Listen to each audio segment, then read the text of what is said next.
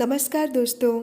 आज मैं पहली बार आप सबको आचार्य चतुर्सेन द्वारा लिखित एक कहानी दुखवा में कासे कहूँ मोरी सजनी सुनाने जा रही हूँ। आचार्य चतुर्सेन शास्त्री एक ऐतिहासिक उपन्यासकार थे। उनका जन्म 26 अगस्त 1891 को उत्तर प्रदेश के बुलंदशहर जिले के चंदोक में हुआ था। उन्होंने 32 उपन्यास लिखे। इसके अलावा लगभग 450 कहानियाँ भी लिखीं। ये कहानी संभवतः आचार्य की सबसे प्राचीन कहानी है। उन दिनों वे चिकित्सक की हैसियत से किसी रियासत में एक राजकुमारी की चिकित्सा करने गए थे। वहाँ जो उन्होंने राजकुमारी का रूप, वैभव और शरीर पर लाखों रुपए मूल्य के हीरे मोती देखे और राजकुमारी की जो मनोवृत्ति का अध्ययन किया, तो उसी से प्रभावित होकर उन्होंने इस कहानी की सृष्टि की थी। तो आइए सुने कहानी। गर्मी के दिन थे। बादशाह ने उसी फागुन में सलीमा से नई शादी की थी। सल्तनत के झंझटों से दूर रहकर नई दुल्हन के साथ प्रेम और आनंद की कलोल करने वे सलीमा को लेकर कश्मीर के दौलत खाने में चले आए थे। रात दूध में नहा रही थी। दूर के पहाड़ों की चोटियां बर्फ से सफ़ेद होकर चांदनी में बाहर दिखा रही थीं। आराम बाग के महलों के नीचे पहाड़ी नदी बल खा कर बह रही थी। मोती महल के एक कमरे में शमादान जल रहा था और उनकी खुली खिड़की के पास बैठी सलीमा रात का सौंदर्य निहार रही थी। खुले हुए बाल उसकी फिरोजी रंग की ओढ़नी पर खेल रहे थे। चिकन के काम से सजी और मोतियों से गुथी हुई उस फिरोजी रंग की ओढ़नी पर कसी हुई कमख्वाब की कुर्ती और पन्नों को कमरपेटी पर अंगूर के बराबर बड़े मोतियों की माला झूम रही थी। सलीमा का रंग भी मोती के समान था।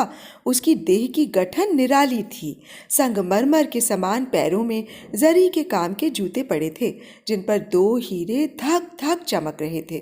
कमरे में एक कीमती ईरानी कालीन का फर्श बिछा हुआ था, जो पैर रखते ही हाथ भर नीचे धंस जाता था। सुगंधित मसालों से बने शमादान जल रहे थे। कमरे में 4 पूरे कद के आईने लगे थे। संगमरमर के आधार पर सोने चांदी के फूलदानों में ताज़े फूलों के गुलदस्ते रखे थे। दीवारों और दरवाज़ों पर चतुराई में गुथी हुई नाग के सर और चंपे की मालाएं झूल रही थीं, जिनकी सुगंध से कमरा महक रहा था। कमरे में अनगिनत बहुमूल्य कारीगरी की देश विदेश की वस्तुएं करीने से सजी हुई थीं। बादशाह 2 दिन शिकार को गए थे। इतनी रात होने पर भी नहीं आए थे। सलीमा खिड़की में बैठी प्रतीक्षा कर रही थी। सलीमा ने उकताकर दस्तक दी। एक बांदी दस्त बस्ता हाजिर हुई। बांदी सुंदर और कमसिन थी। उसे पास बैठने का हुक्म देकर सलीमा ने कहा, साकी, तुझे बीन अच्छी लगती है या बांसुरी? बांदी ने नम्रता से कहा, हुजूर जिसमें खुश हो। सलीमा ने कहा, पर तू किसमें खुश है? बांदी ने कंपित स्वर में कहा, सरकार, बांदियों की खुशी ही क्या। सलीमा हंसते हंसते लौट गई। बांदी ने वंशी लेकर कहा, क्या सुनाऊं? बेगम ने कहा, ठहरो, कमरा बहुत गर्म मालूम देता है। इसके तमाम दरवाजे और खिड़कियां खोल दे, चिरागों को बुझा दे, चटकती चांदनी का लुत्फ उठाने दे और ये फूल मालाएं मेरे पास रख दे। बांदी उठी। सलीमा बोली, सुन, पहले एक गिलास शरबत दे, बहुत प्यासी हूँ। बांदी ने सोने के गिलास में खुशबूदार शरबत बेगम के सामने ला धरा। बेगम ने कहा, उफ, यह तो बहुत गर्म है, क्या इसमें गुलाब नहीं दिया? बांदी ने नम्रता से कहा, दिया तो है सरकार। अच्छा, इसमें थोड़ा सा इस्तबोल और मिला। साकी गिलास लेकर दूसरे कमरे में चली गई। इस्तबोल मिलाया और भी एक चीज़ मिलाई। फिर वो सुवासित मदिरा का पात्र बेगम के सामने ला धरा। एक ही सांस में उसे पीकर बेगम ने कहा, अच्छा, अब सुना, तूने कहा था कि तू मुझे प्यार करती है, कोई प्यार का ही गाना सुना। इतना कह और गिलास को गलीचे पर लुढ़का कर मदमाती सलीमा उस कोमल मखमली मसनद पर खुद भी लुढ़क गई और रस भरे नेत्रों से साकी की ओर देखने लगी। साकी ने वंशी का स्वर मिलाकर गाना शुरू किया, दुखवा में कासे कहूँ मोरी सजनी, बहुत देर तक साकी की वंशी और कंठध्वनि कमरे में घूम घूम कर रोती रही। धीरे धीरे साकी खुद भी रोने लगी। साकी मदिरा और यौवन के नशे में चूर होकर झूमने लगी। गीत खत्म करके साकी ने देखा सलीमा बेसुध पड़ी है। शराब की तेजी से उसके गाल एकदम सुर्ख हो गए हैं और तांबूल राग रंजित होठ रह रह कर फड़क रहे हैं। सांस की सुगंध से कमरा महक रहा है। जैसे मंद पवन में कोमल पत्ती कांपने लगती है, उसी प्रकार सलीमा का वक्ष स्थल धीरे धीरे कांप रहा है। प्रस्वेद की बूंदें ललाट पर दीपक के उज्ज्वल प्रकाश में मोतियों की तरह चमक रही हैं। वंशी रखकर साकी क्षण भर बेगम के पास आकर खड़ी हुई। उसका शरीर कांपा, आंखें जलने लगीं, कंठ सूख गया। वो घुटने के बल बैठकर बहुत धीरे धीरे अपने आंचल से बेगम के मुख का पसीना पोंछने लगी। इसके बाद उसने झुककर बेगम का मुंह चूम लिया। फिर ज्यों ही उसने अचानक आंख उठाकर देखा, खुद दीन दुनिया के मालिक शाहजहां खड़े उसकी एक करतूत अचरज और क्रोध से देख रहे थे। साकी को सांप डस गया। वो हतबुद्धि की तरह बादशाह का मुंह ताकने लगी। बादशाह ने कहा, तू कौन है और ये क्या कर रही थी? साकी चुप खड़ी रही। बादशाह ने कहा, जवाब दे। साकी ने धीमे स्वर में कहा, जहां पना कनीज अगर कुछ जवाब ना दे तो? बादशाह सन्नाटे में आ गए। बांदी की इतनी हिम्मत? उन्होंने फिर कहा, मेरी बात का जवाब नहीं? अच्छा, तुझे नंगी करके कोड़े लगाए जाएंगे। साकी ने अकंपित स्वर में कहा, मैं मर्द हूं। बादशाह की आंखों में सरसों फूल उठी। उन्होंने अग्निमय नेत्रों से सलीमा की ओर देखा। वो बेसुध पड़ी सो रही थी। उसी तरह उसका भरा यौवन खुला पड़ा था। उनके मुंह से निकला, उफ, फाशा, और तत्काल उनका हाथ तलवार की मूठ पर गया। फिर उन्होंने कहा, दोज़ख के कुत्ते, तेरी ये मजाल? फिर कठोर स्वर में पुकारा, माधूम। एक भयंकर रूप वाली तातारी औरत बादशाह के सामने अदब से आ खड़ी हुई। बादशाह ने हुक्म दिया, इस मरदूत को तहखाने में डाल दे ताकि बिना खाए पिए मर जाए। माधूम ने अपने कर्कश हाथों में युवक का हाथ पकड़ा और ले चली। थोड़ी देर बाद दोनों एक लोहे के मजबूत दरवाजे के पास आ खड़े हुए। तातारी बांदी ने चाबी निकाल दरवाज़ा खोला और कैदी को भीतर ढकेल दिया। कोठरी की गज कैदी का बोझ ऊपर पड़ते ही कांपती हुई नीचे धसकने लगी। प्रभात हुआ। सलीमा की बेहोशी दूर हुई। चौंक कर उठ बैठी, बाल सवारे, ओढ़नी ठीक की और चोली के बटन कसने को आईने के सामने जा खड़ी हुई। खिड़कियां बंद थीं। सलीमा ने पुकारा, साकी, प्यारी साकी, बड़ी गर्मी है, ज़रा खिड़की तो खोल दे। निगोड़ी नींद ने तो आज गज़ब ढा दिया। शराब कुछ तेज थी। किसी ने सलीमा की बात ना सुनी। सलीमा ने ज़रा ज़ोर से पुकारा, साकी। जवाब न पाकर सलीमा हैरान हुई। वो खुद खिड़की खोलने लगी, मगर खिड़कियां बाहर से बंद थीं। सलीमा ने विस्मय से मन ही मन में कहा, क्या बात है, लौंडिया सब क्या हुई? वो द्वार की तरफ चली। देखा एक तातारी बांदी नंगी तलवार लिए पहरे पर मुस्तैद खड़ी है। बेगम को देखते ही उसने सिर झुका लिया। सलीमा ने क्रोध से कहा, तुम लोग यहाँ क्यों हो? बादशाह के हुक्म से। क्या बादशाह आ गए? जी हाँ। मुझे इत्तला क्यों नहीं की? हुक्म नहीं था। बादशाह कहाँ हैं? जीनत महल के दौलत खाने में। सलीमा के मन में अभिमान हुआ। उसने कहा, ठीक है, खूबसूरती की हाट में जिनका कारोबार है वे मोहब्बत को क्या समझेंगे। अब तो जीनत महल की किस्मत खुली। तातारी स्त्री चुपचाप खड़ी रही। सलीमा फिर बोली, मेरी साकी कहाँ है? कैद में। क्यों? जहाँ पनाह का हुक्म। उसका कसूर क्या था? मैं अर्ज नहीं कर सकती। कैद खाने की चाबी मुझे दे, मैं अभी उसे छुड़ाती हूँ। आपको अपने कमरे से बाहर जाने का हुक्म नहीं है। तब क्या मैं भी कैद में हूँ? जी हाँ। सलीमा की आंखों में आंसू भर आए। वो लौटकर मसनद पर गड़ गई और फूट फूट कर रोने लगी। कुछ ठहर कर उसने एक खत लिखा, हुजूर, कसूर माफ़ फरमावें। दिन भर थकी होने से ऐसी बेसुध सो गई कि हुजूर के इस्तकबाल में हाजिर न रह सकी और मेरी उस लौंडी की जान बख्शी जाए। उसने हुजूर के दौलत खाने में लौट आने की इत्तला मुझे वाजिबी तौर पर न देकर बेशक भारी कसूर किया है, मगर वो नई कमसिन गरीब दुखिया है। कनीज़ सलीमा। चिट्ठी बादशाह के पास भेज दी गई। बादशाह ने आगे होकर कहा, क्या लाई है? बांदी ने दस्तबस्ता अर्ज की, खुदाबंद, सलीमा बीवी की अर्जी है। बादशाह ने गुस्से से होठ चबाकर कहा, उससे कह दे कि मर जाए। इसके बाद खत में एक ठोकर मारकर उन्होंने उधर से मुंह फेर लिया। बांदी सलीमा के पास वापस लौट आई। बादशाह का जवाब सुनकर सलीमा धरती पर बैठ गई। उसने बांदी को बाहर जाने का हुक्म दिया और दरवाज़ा बंद करके फूट फूट कर रोई। घंटों बीत गए, दिन छिपने लगा। सलीमा ने कहा, हाय, बादशाहों की बेगम होना भी क्या बदनसीबी है।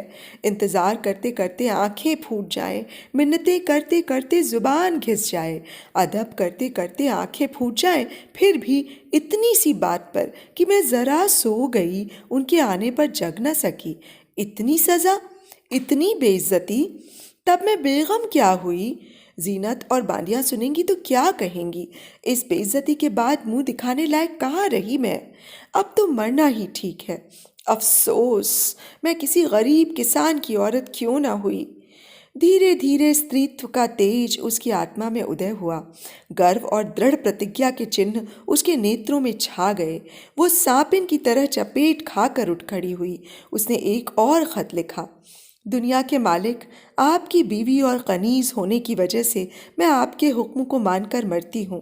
इतनी बेइज्जती पाकर एक मलिका का मरना ही मुनासिब भी है, मगर इतने बड़े बादशाह को औरतों को इस कदर नाचीज़ तो न समझना चाहिए कि एक अदना सी बेवकूफ़ी की इतनी बड़ी सज़ा दी जाए। मेरा कसूर सिर्फ इतना ही था कि मैं बेखबर सो गई थी। खैर, सिर्फ एक बार हुजूर को देखने की ख्वाहिश लेकर मरती हूँ। मैं उस परवरदिगार के पास जाकर अर्ज़ करूँगी कि वो मेरे शौहर को सलामत रखे। सलीमा।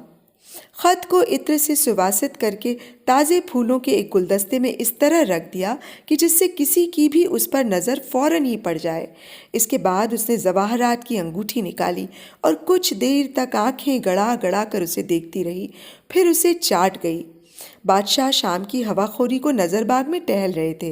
2-3 खोजे घबराए हुए आए और चिट्ठी पेश करके अर्ज़ की, हुजूर, गज़ब हो गया, सलीमा बीवी ने जहर खा लिया है और वे मर रही हैं। क्षण भर में बादशाह ने खत पढ़ लिया। झपटे हुए सलीमा के महल पहुँचे। प्यारी दुल्हन ज़मीन पर पड़ी है, आंखें ललाट पर चढ़ गई हैं, रंग कोयले के समान हो गया है। बादशाह से न रहा गया। उन्होंने घबराकर कहा, हकीम, हकीम को बुलाओ। कई आदमी दौड़े। बादशाह का शब्द सुनकर सलीमा ने उनकी ओर देखा और धीमे स्वर में कहा, ज़हे किस्मत। बादशाह ने नज़दीक बैठकर कहा, सलीमा, बादशाह की बेगम होकर क्या तुम्हें यही लाजिम था? सलीमा ने कष्ट से कहा, हुजूर, मेरा कसूर बहुत मामूली था। बादशाह ने कड़े स्वर में कहा, बदनसीब, शाही जनान खाने में मर्द का भेष बदल कर रखना मामूली कसूर समझती है। कानों पर यकीन कभी न करता, मगर आंखों देखी को भी झूठ मान लूं? तड़प कर सलीमा ने कहा, क्या? बादशाह डरकर पीछे हट गए। उन्होंने कहा, सच कहो, इस वक्त तुम खुदा की राह पर हो। ये जवान कौन था? सलीमा ने अचकचाकर पूछा, कौन जवान? बादशाह ने गुस्से से कहा, जिसे तुमने साकी बनाकर पास रखा था। सलीमा ने घबरा कर कहा, है? क्या वो मर्द है? बादशाह, तो क्या सचमुच तुम ये बात नहीं जानती? सलीमा के मुंह से निकला, या खुदा। फिर उसके नेत्रों से आंसू बहने लगे। वो सब मामला समझ गई। कुछ देर बाद बोली, खाविंद, तब तो कुछ शिकायत ही नहीं। इस कसूर की तो यही सज़ा मुनासिब थी। मेरी बदगुमानी माफ़ फरमाई जाए। मैं अल्लाह के नाम पर पड़ी कहती हूँ, मुझे इस बात का कुछ भी पता नहीं है। बादशाह का गला भराया। उन्होंने कहा, तो प्यारी सलीमा, तुम बेकसूर ही चली? बादशाह रोने लगे। सलीमा ने उनका हाथ पकड़कर अपनी छाती पर रखकर कहा, मालिक मेरे, जिसकी उम्मीद न थी, मरते वक्त वो मज़ा मिल गया। कहा सुना माफ़ हो और एक अर्ज़ लौंडी की मंजूर हो। बादशाह ने कहा, जल्दी कहो सलीमा। सलीमा ने साहस से कहा, उस जवान को माफ़ कर देना। उसके बाद सलीमा की आंखों से आंसू बह चले और वो थोड़ी ही देर में ठंडी हो गई। बादशाह ने घुटनों के बल बैठकर उसका ललाट चूमा और फिर बालक की तरह रोने लगे। गजब के अंधेरे और सर्दी में युवक भूखा प्यासा पड़ा था। एकाएक घोर चीत्कार करके किवाड़ खुले। प्रकाश के साथ ही एक गंभीर शब्द तहखाने में भर गया। बदनसीब नौजवान, क्या होश हवास में है? युवक ने तीव्र स्वर में पूछा। कौन? जवाब मिला, बादशाह। युवक ने कुछ भी अदब किए बिना कहा, ये जगह बादशाहों के लायक नहीं है, क्यों तशरीफ लाए हैं? तुम्हारी कैफियत नहीं सुनी थी, उसे सुनने आया हूँ। कुछ देर चुप रहकर युवक ने कहा, सिर्फ सलीमा को झूठी बदनामी से बचाने के लिए कैफियत देता हूँ। सुनिए, सलीमा जब बच्ची थी मैं उसके बाप का नौकर था, तभी से मैं उसे प्यार करता था। सलीमा भी प्यार करती थी, पर वो बचपन का प्यार था। उम्र होने पर सलीमा पर्दे में रहने लगी और फिर वो शाहजहां की बेगम थी, मगर मैं उसे भूल न सका। 5 साल तक पागल की तरह भटकता रहा। अंत में भेष बदलकर बांदी की नौकरी कर ली। सिर्फ उसे देखते रहने और खिदमत करके दिन गुजारने का इरादा था। उस दिन उज्ज्वल चांदनी, सुगंधित पुष्प राशि, शराब की उत्तेजना और एकांत ने मुझे बेबस कर दिया। उसके बाद मैंने आंचल से उसके मुख का पसीना पोंछा और मुंह चूम लिया। मैं इतना ही खतावार हूँ। सलीमा इसकी बाबत कुछ नहीं जानती। बादशाह कुछ देर चुपचाप खड़े रहे। इसके बाद वो बिना कुछ कहे, बिना दरवाज़ा बंद किए धीरे धीरे चले गए। सलीमा की मृत्यु को 10 दिन बीत गए। बादशाह सलीमा के कमरे में ही दिन रात रहते हैं। सामने नदी के उस पार पेड़ों के झुरमुट में सलीमा की सफ़ेद कब्र बनी है। जिस खिड़की के पास सलीमा बैठी उस दिन रात को बादशाह की प्रतीक्षा कर रही थी, उसी खिड़की में, उसी चौकी पर बैठे हुए बादशाह उसी तरह सलीमा की कब्र दिन रात देखा करते हैं। किसी को पास आने का हुक्म नहीं। जब आधी रात हो जाती है तो उस गंभीर रात्रि के सन्नाटे में एक मर्म भेदनी गीत ध्वनि उठ खड़ी होती है। बादशाह साफ साफ सुनते हैं, कोई करुण कोमल स्वर में गा रहा है, दुखवा मैं कासे कहूँ मोरी सजनी। तो अभी आप सुन रहे थे आचार्य चतुरसेन शास्त्री द्वारा लिखित एक कहानी, दुखवा मैं कासे कहूँ मोरी सजनी। ये कहानी और मेरा वाचन आप सबको कैसा लगा मुझे कमेंट बॉक्स में ज़रूर बताइएगा। तो अब मुझे इजाज़त दीजिए, कल फिर से एक नई कहानी के साथ आप सबके सामने हाजिर होने के लिए। तब तक के लिए नमस्कार।